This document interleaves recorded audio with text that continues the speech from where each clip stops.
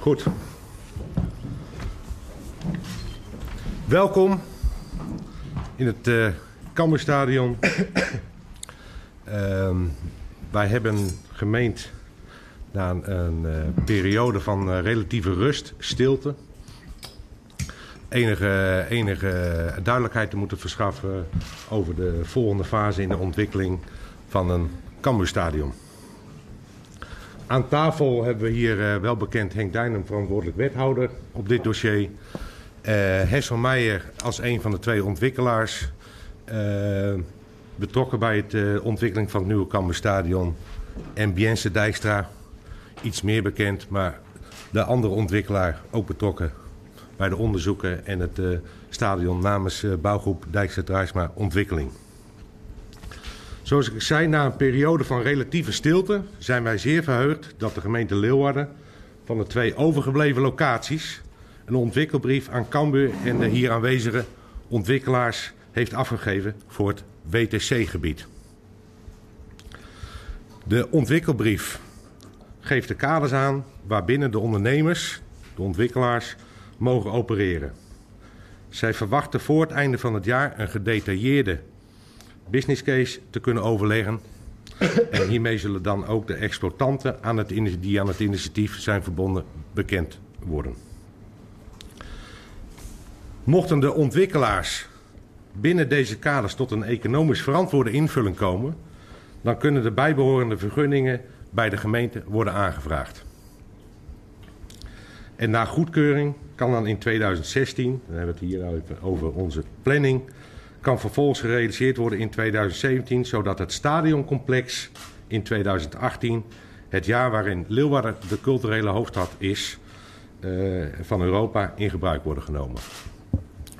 Dit even een korte verklaring van de Cambuurkant. Ik wil eigenlijk het woord geven aan Henk Dijnem.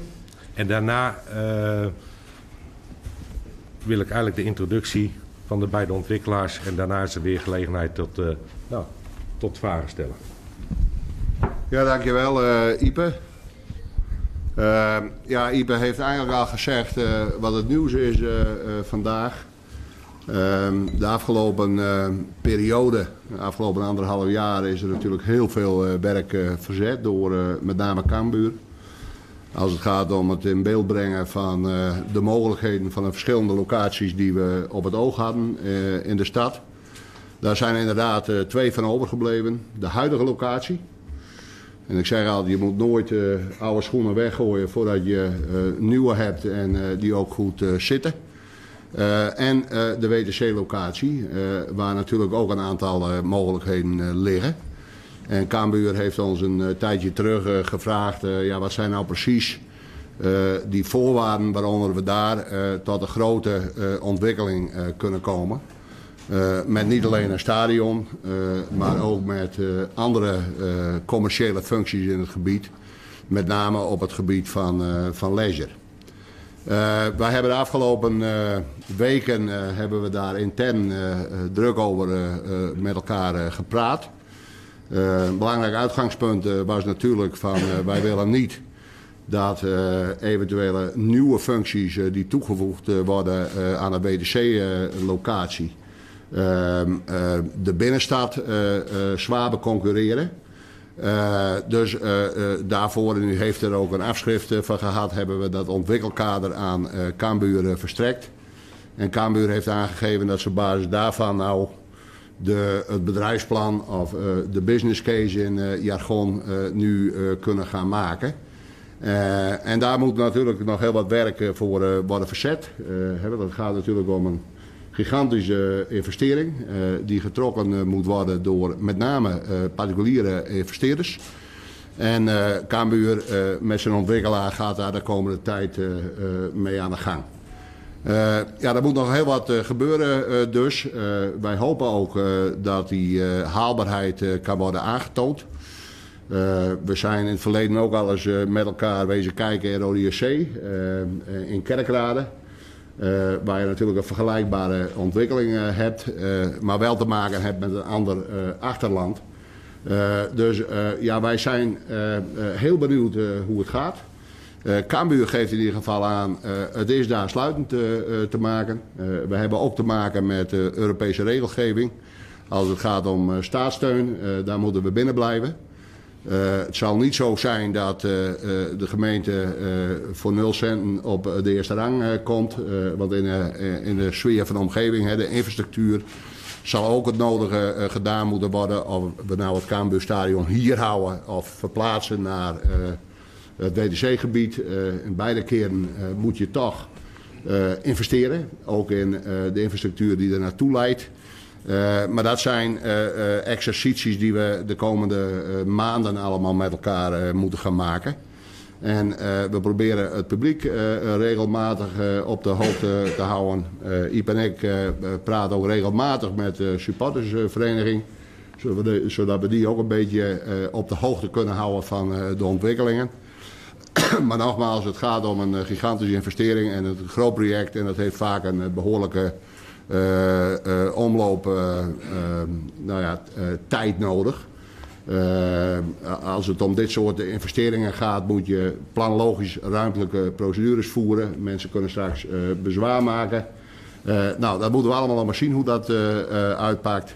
Maar we liggen in ieder geval op dit moment redelijk op koers. Goed.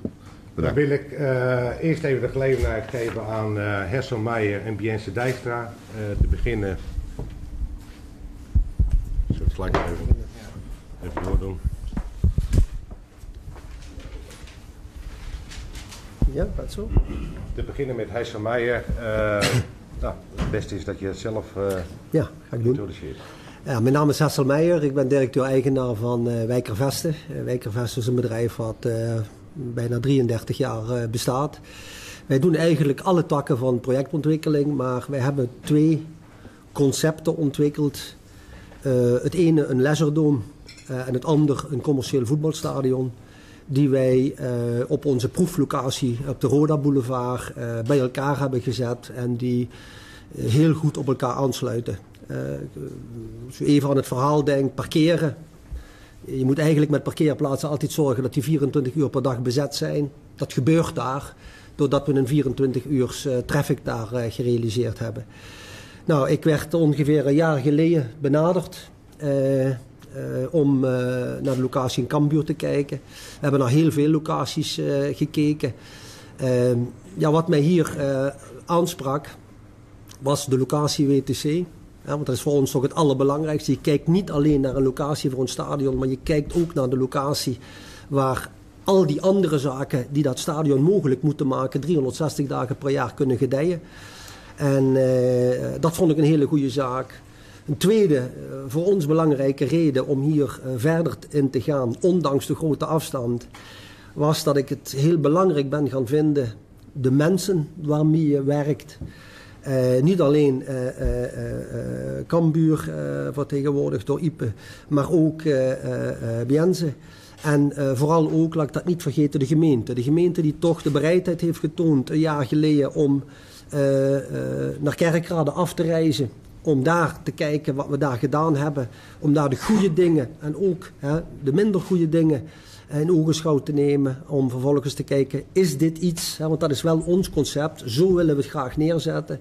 En dan kun je nog wat plussen en wat minnen. Maar dat concept dat moet gehandhaafd blijven. Is dat iets wat in Leeuwarden zou kunnen landen?